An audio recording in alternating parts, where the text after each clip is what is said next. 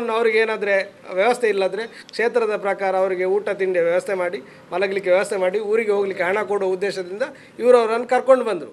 ಕೆಳಗೆ ಕರ್ಕೊಂಡು ಬರುವಾಗ ಅವರು ಅವರಾಗೆ ಓಡಿದರು. ಓಡೋದನ್ನು ನೋಡಿ ಅಲ್ಲಿನ ಊರಿನ ಜನರು ಇವರನ್ನು ಹಿಡಿದು ಪೊಲೀಸ್ನವರಿಗೆ ಕೊಟ್ಟರು. ಆಮೇಲೆ ಅವರಿಗೆ ಮತ್ತು ನಮಗೆ ಯಾವುದೇ ಸಂಬಂಧ ಇರೋದಿಲ್ಲ, ಮಲ್ಲಿಕ್ ಜೈನಿಗೆ ಆಗಲಿ ಸಂತೋಷ್ ರಾವ್ಗೆ ಆಗಲಿ ನಮಗೆ ಯಾವುದೇ ರೀತಿಯ ಸಂಬಂಧ ಇರುವುದಿಲ್ಲ. ಆದರೆ 2-3 ದಿವಸಗಳ ನಂತರ ಪೊಲೀಸ್ನವರೇ, ನಾವು ಹೊಡಿಲಿಲ್ಲ, ಅದು ಊರಿನವ್ರು ಹೊಡೆದಲ್ಲದೆ ಮಲ್ಲಿಕ್ ಜೈನ್ ಹೊಡೆದಲ್ಲ. ಹಾಂ, ಊರಿನವರು ಅವು ಹೊಡಿದ್ದಕ್ಕೆ ಹೌದು. ಯಾರು ಮಲ್ಲಿಕ್ ಜೈನ್ ಹೊಡೆದಿದ್ದಾರಾ? ದಾಖಲೆ ಉಂಟು ಅದಕ್ಕೆ? ಈಗ ಯಾವುದಾದ್ರು ಘಟನೆ ಆದಾಗ ಊರಿನವ್ರು ಹೊಡೆಯೋದು ಸಾಮಾನ್ಯ ಅಲ್ಲ. ಹಾಗೆ ಇವರೇನು ಹೊಡೆದಲ್ಲ, ಜನ ಅಲ್ಲಿ ಸೇರಿದವರು ಹೊಡೆದು ಆರೋಪಿ ಅಲ್ಲ ಅನ್ನೋದನ್ನು ಕೋರ್ಟಿನಲ್ಲಿ ಸಾಬೀತಾಗಿದೆ. ಅಂದ್ರೆ ಬೇರೆ ಬೇರೆ ರೀತಿಯ ತನಿಖಾಧಿಕಾರಿಗಳ ವೈಫಲ್ಯ ಆಗಿರಬಹುದು. ಅದು ಏನೇ ಆದರೂ ಕೂಡ ಅದರ ಮೇಲೆ ಪುನಃ ಅದರ ಬಗ್ಗೆ ಪುನಃ ಇವರು ಅವನು ನಿರಪರಾಧಿ ಇದ್ದರೆ ಇವರು ಪುನಃ ಕೋರ್ಟಿಗೆ ಹೋಗ್ಬೋದಲ್ಲ. ಯಾರು ಜವಾಬ್ದಾರಿ? ಅವನು ನಿರಪರಾಧಿ ಅಲ್ಲ ಅಂತ ಆದರೆ ಅದರ ವಿರುದ್ಧ ಹೋರಾಟ ಯಾರು ಮಾಡಬೇಕು? ತಿವರೊಡೆಯೇ ಮಾಡಬೇಕಲ್ಲ. ನಮಗೆ ಗೊತ್ತಿಲ್ಲಲ್ಲ, ತಿಮ್ಮರೋಡಿ ಮಾಡ್ಬೋದು ಅಲ್ವಾ? ನಾವು ಈ ವಾರದಲ್ಲೇ ಕಾನತ್ತೂರಿಗೆ ಹೋಗಿ ಅವರನ್ನು ಪುನಃ ಅವರಿಗೆ ನಮ್ಮ ಮೇಲೆ ಅನುಮಾನ ಏನಾದರೂ ಇದ್ದರೆ, ಈಗ ಕೋರ್ಟಿನಲ್ಲಿ ಎಲ್ಲ ನಮ್ಮ ಬಗ್ಗೆ ನಮಗೆ ಈ ಕೊಲೆಗೆ ಯಾವುದೇ ಸಂಬಂಧ ಇಲ್ಲ ಅಂತ ಎಲ್ಲ ಆದೇಶ CBI ಕೋರ್ಟಿನಲ್ಲಿ ಕೂಡ ಹೊರಡಿಸಿದೆ, ಹೈಕೋರ್ಟ್ನಲ್ಲಿ ಕೂಡ ಆದೇಶ ಹೊರಡಿಸಿದೆ. ಅದರ ಪ್ರಕಾರವೇ ನಾವು ಪುನೊಮ್ಮೆ ಇದೇ 1 ವಾರದ 10 ದಿನಗಳೊಳಗಾಗಿ ನಾವು 3 ಕಾನತ್ತೂರು ದೈವಕ್ಕೆ ಹೋಗಿ ಅಲ್ಲಿ ಆಡಳಿತ ಮಂಡಳಿಗಳೊಂದಿಗೆ ಚರ್ಚಿಸಿ ನಾವು ಪುನಃ ಅವರನ್ನು ಯಾರು ಇವರಿಗೆ ನಮ್ಮ ಮೇಲೆ ಅನುಮಾನ ಇದ್ದಲ್ಲಿ ಇವರು ಪುನಃ ನಾವೇ ಮಾಡಿದೆವು ಅಂತ ದೇವರ ಯಾವುದು ಅದಕ್ಕೆ ಎಂತ ಹೇಳ್ತಾರೆ ಸರ್, ದೈವದ ಮುಂದೆ ನಾವೇ ಮಾಡಿದ್ದೆವು ಅಂತ ಅವರು ಬಹಿರಂಗವಾಗಿ ಒಪ್ಪಿಕೊಳ್ಬೇಕು, ಹೇಳಬೇಕು. ನಮ್ಮ ಮೇಲೆ ಯಾವ ಕಾರಣಕ್ಕಾಗಿ, ಯಾರು ಹೇಳಿದ ನಿಮಿತ್ತ, ಯಾರ ಕುಮ್ಮಕ್ಕಿನಿಂದ ನಮ್ಮ ಹೆಸರು ಹೇಳಿದ್ರು ಅಂತ ನೀವೀಗ ಕೇಳಿದ್ರಲ್ಲ, ಅದನ್ನು ಸಮೇತ ಅವ್ರಿಗೇನು ಕನಸು ಕಂಡು ನಾವು ನಮ್ಮನ್ನು ನೋಡಿದಿಲ್ಲಲ್ಲ, ಅವ್ರಿಗೇನು ಕನಸು ಕಂಡದ್ದಲ್ಲ, ಯಾರಾದರೂ ಒಂದು ನಮಗೆ ಅನುಮಾನ ಇದ್ದದ್ದನ್ನು ಕೂಡ ದೇವರ ಮುಂದೆ ಅವರು ನಿವೇದಿಸ್ಕೊಳ್ಬೇಕು. ಯಾವ ಕಾರಣಕ್ಕಾಗಿ ಈ 3 ಮೇಲೆ ನಮಗೆ ಈ ಪ್ರಕರಣದಲ್ಲಿ ಅನುಮಾನ ಬಂತು ಅದನ್ನು ದೇವರ ಮುಂದೆ ಹೇಳಬೇಕು. ನಾವು ಹೇಳ್ತೇವೆ ದೇವರ ಮುಂದೆ, ಯಾವುದೇ ಕಾರಣಕ್ಕೂ ಈ ಅಮಾಯಕ ಸಹೋದರಿ ಸೌಜನ್ಯನ ಕೊಲೆಗೂ ನಮಗೆ 3 ಯಾವುದೇ ರೀತಿಯ ಸಂಬಂಧ ಇಲ್ಲ ಅಂತ ನಾವು ಇನ್ನು ನಿಮ್ಮ ಮುಖೇನ ಪ್ರಪಂಚಕ್ಕೆ ನಮ್ಮ ನಿರಪರಾಧಿತ್ವ ಸಾಬೀತುಪಡಿಸಲಿಕ್ಕೆ ವಿನಂತಿ ಮಾಡಿಕೊಳ್ತೇವೆ. ಇದಕ್ಕೆ ನಮಗೆ ಇನ್ನು ಮುಂದಿನ ಪೀಳಿಗೆಗೆ ಯಾರಿಗೆ ಅಮಾಯಕರಿಗೆ ಇಂಥ ದುಷ್ಟಶಕ್ತಿಗಳಿಂದ ತೊಂದರೆ ಆಗಬಾರ್ದು ಅಂತ ನಿಮ್ಮ ಮುಖೇನ ನಾವು ಸಮಾಜಕ್ಕೆ ವಿನಂತಿಸ್ತೇವೆ. ಹಾಗೆ ನಾವು ಈ ವಾರದಲ್ಲಿ ಪುನಃ ಕಾನತ್ತೂರಿಗೆ ಹೋಗಿ ಪುನಃ ಇವರನ್ನು ಯಾರು ಅವನ ಮನೆಯವರು ಯಾರು, ಇದು ವಿಠಲ ಆಗಲಿ, ಚಂದಪ್ಪ ಆಗಲಿ, ಅವನ ತಾಯಿ ಆಗಲಿ, ಮಹೇಶೆಟ್ಟಿ ತಿಮ್ಮರೊಡ್ಡಿ ಆಗಲಿ, ಅವನ ಅಪ್ಪಂದಿರು ಯಾರು ಅವನಿಗೆಲ್ಲ ನಮ್ಮ ಹೆಸರು ಹೇಳಲಿಕ್ಕೆ ಅವರಿಗೆ ಸೂಚಿಸಿದ್ದಾನ, ಆ ಎಲ್ಲ ಬೋಳಿ ಮಕ್ಕಳು ಬಂದು ದೇವರ ಮುಂದೆ ಹೇಳಬೇಕು. ಅವರು ನಾವು ಹೋಗುವ ಹೊತ್ತು ಪುನಃ ಅವರು ಲಾಸ್ಟ್ ಟೈಮ್ ಸಹ ಹೇಳಿದ್ದಾರೆ ನಾವು ತಪ್ಪಿಸಿದ್ದೇವೆ ಅಂತ.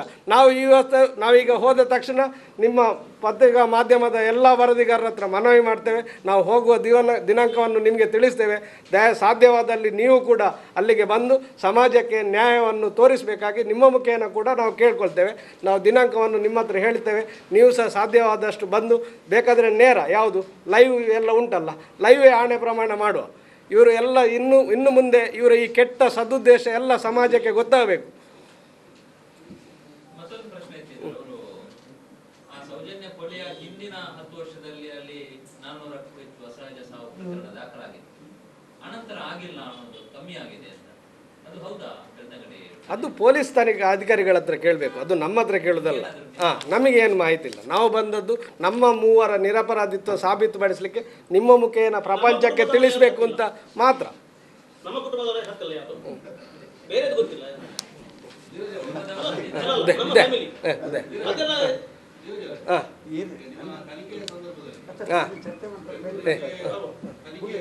ಅರ್ಥ ಆಗಿಲ್ಲ. ಯಾರು ಅವರು ಯಾರು ಆರೋಪ ಮಾಡಿದವರು ಯಾರು?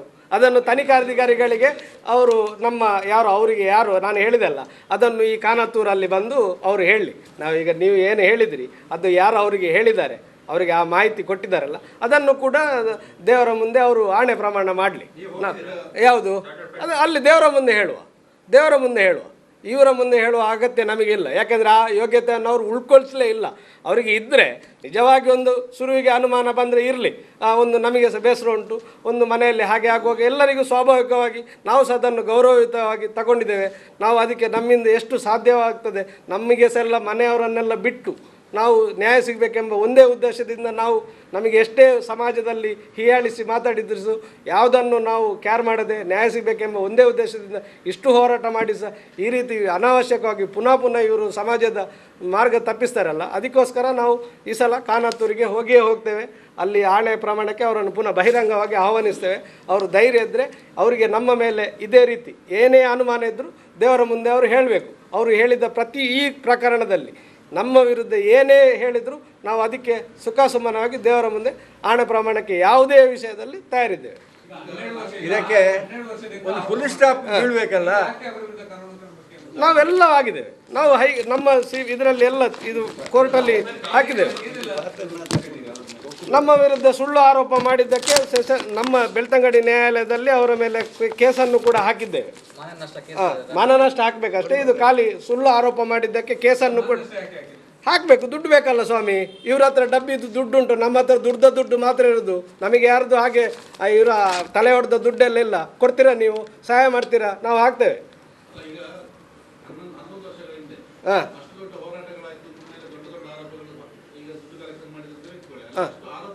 ಹಾಂ ನಾವು ಬಂದಿದ್ದೇವೆ. ಈ ಮೊದಲು ಕೂಡ ಇದೇ ಮಂಗಳೂರು ಪ್ರೆಸ್ ಕ್ಲಬ್ಬಲ್ಲಿ ನಮ್ಮ ಇದು ಏನೆಲ್ಲ ತನಿಖೆ ಆಗಿದೆ ಅಂತ ನಿಮ್ಮ ಮುಖೇನವೇ ಸಮಾಜಕ್ಕೆ ತಿಳಿಸಿದ್ದೇವೆ. ನಮಗೆ ಅಗತ್ಯ ಇಲ್ಲ.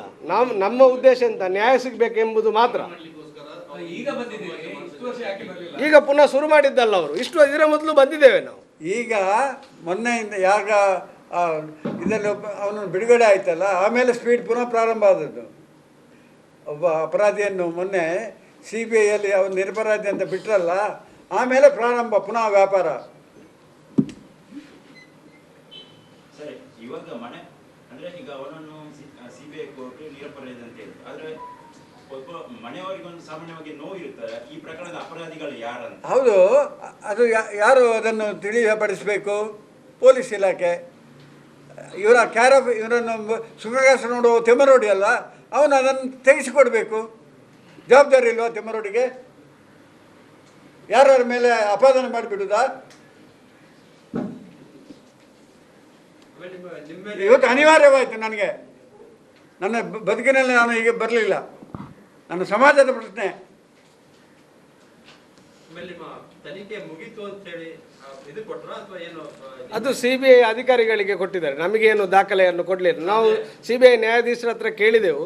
ನಾವು ಇದರಿಂದ ಹೊರಗೆ ಬಂದದ್ದಕ್ಕೆ ನಮ್ಮ ಹತ್ರ ಏನಾದರೂ ದಾಖಲೆ ಸಿಗ್ತದಂತ CBI ನ್ಯಾಯಾಧೀಶರ ಹತ್ರ ಕೇಳಿದ್ದಕ್ಕೆ ಅವ್ರು ಹೇಳಿದರು, ನಿಮ್ಮದು FIR ಅಲ್ಲಿ ಯಾವುದೇ ರೀತಿಯ ಹೆಸರು ಉಲ್ಲೇಖವಾಗದ ಕಾರಣ ನಿಮಗೆ ಸಪ್ರೇಟ್ ಪ್ರತಿ ಅಂತ ಕೊಡಲಿಕ್ಕಿಲ್ಲ. ನಿಮ್ಮದು ದಾಖಲೆ ಆದದ್ದೆಲ್ಲ ನಿಮ್ಮ ತನಿಖೆ ಆದದ್ದು CBI ವರದಿಯಲ್ಲಿ ಇರ್ತದೆ ಅಂತ CBI ನ್ಯಾಯಾಧೀಶರು ಹೇಳಿದರು ಅಷ್ಟೇ.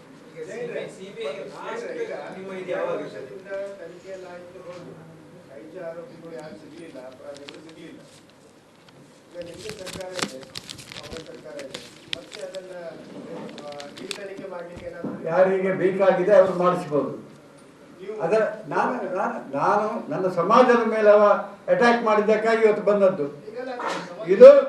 ಆದ್ರಿಂದಾಗಿ ಯಾರು ಇದರಲ್ಲಿ ಇಂಟ್ರೆಸ್ಟೆಡ್ ಪಾರ್ಟಿ ಇದ್ದಾರೆ, ತೆಮರೋಡಿಯ ಅವರ ಕುಟುಂಬಸ್ಥರು, ಅವರು ಸರ್ಕಾರದ ಮುಂದೆ ಹೋಗ್ಬೋದು.